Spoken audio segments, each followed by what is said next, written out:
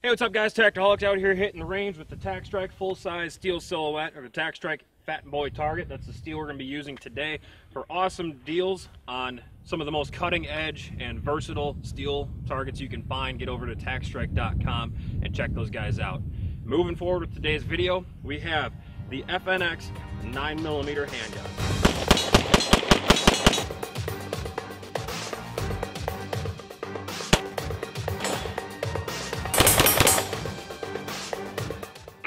Breaking down the FN, myself and Callsign OP, who's behind the camera right now, there's a lot of controversy that we're talking about over this gun right now. First off, I'm going to start by saying that this gun's going to tip the price point around $500, $550. It's a polymer frame, double single action gun that has a whole lot of features going on to try to set it apart. Now let's talk about how that affects the performance. Breaking down the features from the top down, you have a 3-dot sight system on there. These are not night sights, nor is the rear sight something that's really cut conducively for one-handed manipulation off your pocket or something like that, your belt. Now you probably could get away with cycling the slide off your boot or your shoe just because the rubber of your shoe is sticky, but you can see it's a pretty gradual curve right there, so it's not really going to hook on anything. I would certainly recommend that, especially if the FNX 9mm is going to be used as a defensive handgun for you, you upgrade these to night sights right away. Double single action gun. Double action is going to tip in around, I believe, 12 pounds, somewhere in there. Single action is right around 5 pounds. We'll break down the trigger more in a bit, but you have an ambidextrous thumb safety as well as a functioning decocker. So we have a clear gun here. You can choose to drop the hammer or put safety up and essentially lock out that trigger or make it a free moving trigger to disconnect it there. So there's a lot of different carry options with the FN that make it pretty appealing. Moving down the frame, you have an ambidextrous magazine release. Nice for right-handed shooters and left-handed shooters, or if you need to release the magazine with your trigger finger as a right-handed shooter. So there's some versatility there, and that kind of helps expand the demographic of the FNX 9mm. The nose of the gun has a pretty rounded trigger guard, which is nice because it should help prevent things like snagging when drawing from the holster and functioning the gun in a variety of environments. And moving forward, you have a Picatinny accessory rail to mount things like lasers and flashlights onto. Moving down the frame, the grip texture of the FNX 9mm is outstanding. It's incredibly prickly, very textured up. It glues itself into your hand when you're shooting. And FN also includes a couple of different backstrap options for you that not only adjust the swell of the grip, but also the texture of the backstrap. So you can go with a more aggressive or less aggressive backstrap, as well as different sizes to further customize this gun to your hand. The backstrap panels are very easily changed out, and I think that's a feature that's going to help set this gun apart. So as you guys can see by now, for $500 to $550, there's a lot of stuff going on with this gun. Let's go ahead and load up the magazines. The FNX 9mm is going to come with 3 17-round magazines. We got them loaded up. Let's go ahead and smoke check.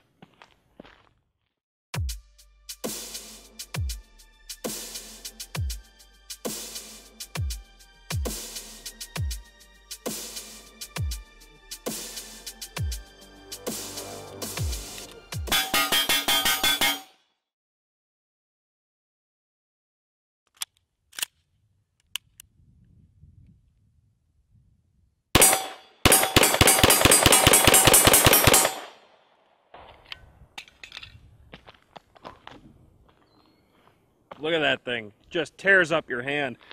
There's a couple different textures going on. You can see on the back strap and the side panels, it's incredibly, almost stippled, that really aggressive texture. And then on the front strap of the gun, you just have horizontal lines that I would like a little bit more traction there personally, but it doesn't chew into your hand too bad on the front. But boy, on the sides and the back of the gun, it's very aggressive, which some people might not like, but I think it certainly aids in the controllability of the gun under fast strings of fire. All right, let's go ahead and talk about some of the different ways you can carry the FNX by utilizing the safety and decocker. So if we go ahead and make the gun hot, chamber around, we're now in single action. You can choose to run this gun essentially single action only by turning that thumb safety into the upward position and thereby disengaging the trigger completely.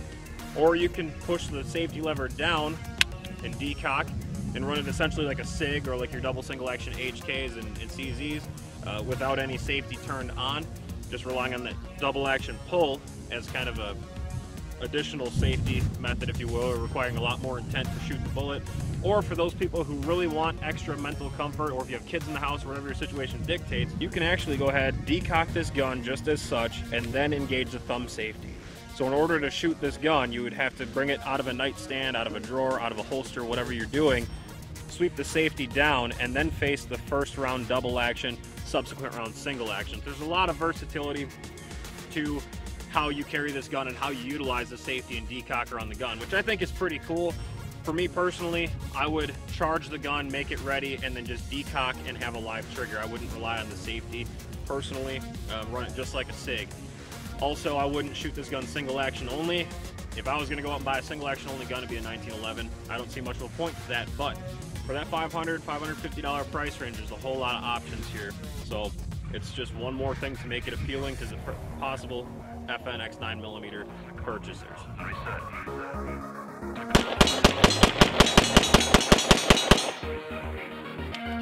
Well, one thing's for sure, in single action, the FNX 9mm certainly does like to move along with some speed, and the reset's pretty short, pretty tactile.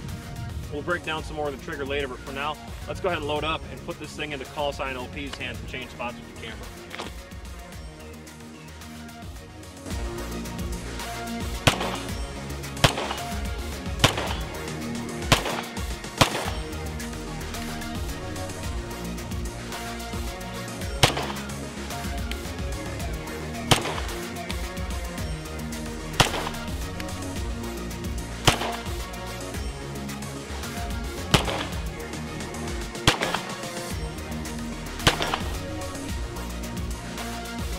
After a day with the FNX 9mm, when I first picked it up, I kind of fell in love with it. You know, almost, I was at the end of the day saying, you know, this is going to be my next gun. After having it in my hand for a while, you can just start to see that they tried to put so much into this gun that if everything in this gun was top-notch, it'd be a $2,000 gun. But everything it has, it does okay. So I think it's a good value.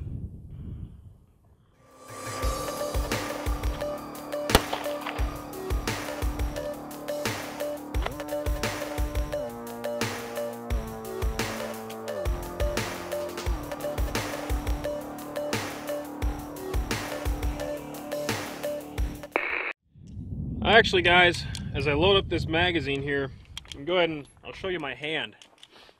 I'm getting a little bit of hammer bite from the FNX 9mm here. It does have a nice clear gun, it does have a nice bit of a tang extension on there, but coming up real aggressively into the back of the gun, you can kind of see how my skin comes up over that seam a little bit, so that when a hammer comes back, it's actually resting right now on my hand. And as it shoots, it comes a little bit farther back. It's compressing that hand a little bit, or compressing that skin. So not a huge problem, but it's actually a lot better than most guns that don't really have any type of beaver tail. But it is something to be cautious of if you have larger hands and you choke real high and aggressive into the back strap of the gun. Let's go.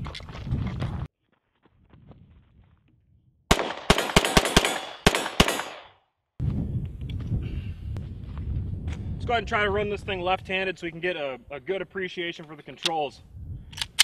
Go ahead and decock. Everything's nice and reachable. Grip feels just as good with my left hand on the gun. Here we go.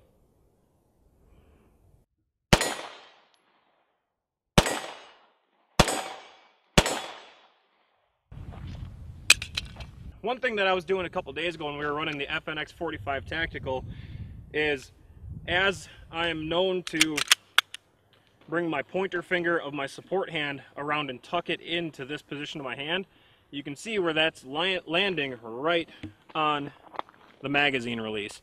So I have an empty magazine here, clear gun.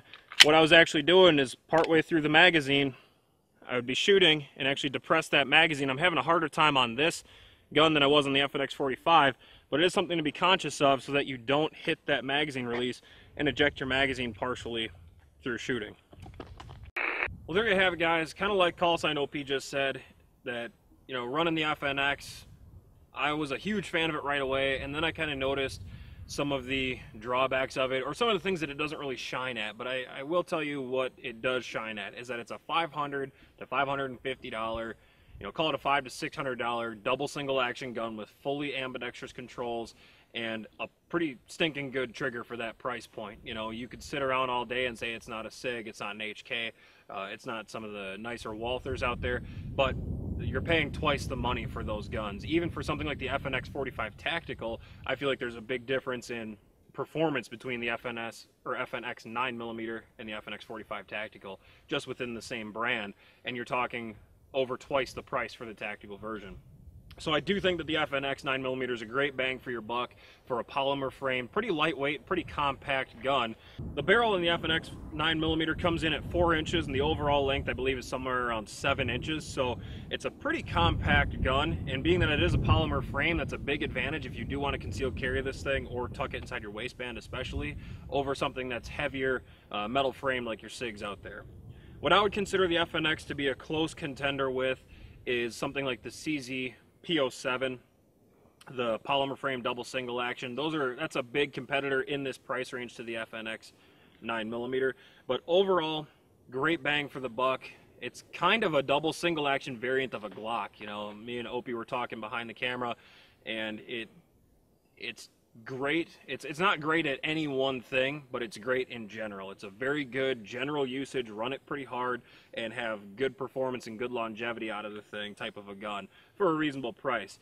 American made, very field serviceable. One thing that is a drawback in talking about the service of the gun is there's a lot of stuff going on inside the guts of this gun, and not only is it something that would be intimidating or very daunting to work on, but there's a lot of things that can go wrong or need to be modified or something inside the gun that you can't do. You have to ship it back to FN.